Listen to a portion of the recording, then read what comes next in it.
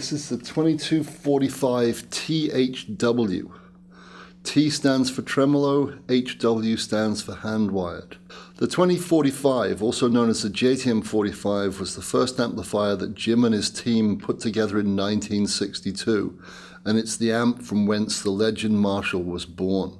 That amp progressed over the years, got more aggressive, got bigger in terms of wattage, became a 50-watt amp.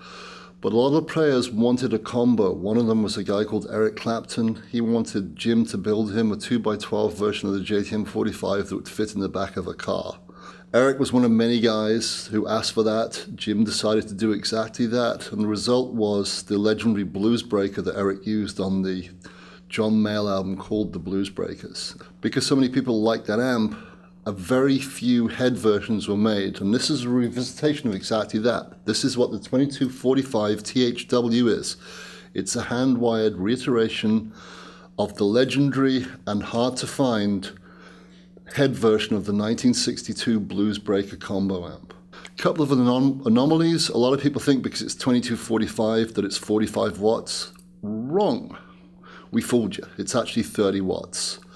It has 4 ECC 83s, or what you guys call in America 12AX7s, one of which is dedicated to the tremolo that you just heard.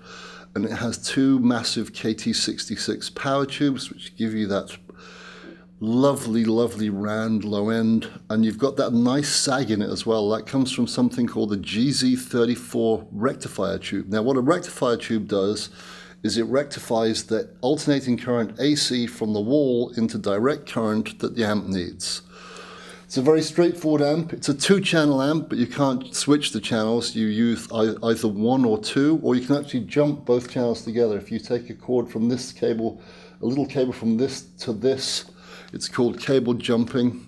There's basically a high treble channel, which is controlled by volume 1, and then there's a quote-unquote normal channel, which is controlled by volume 2 here. They share the same EQ, which is treble, middle, bass, and presence.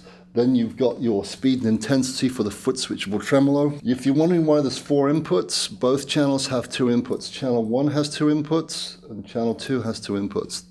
They're known as high and low.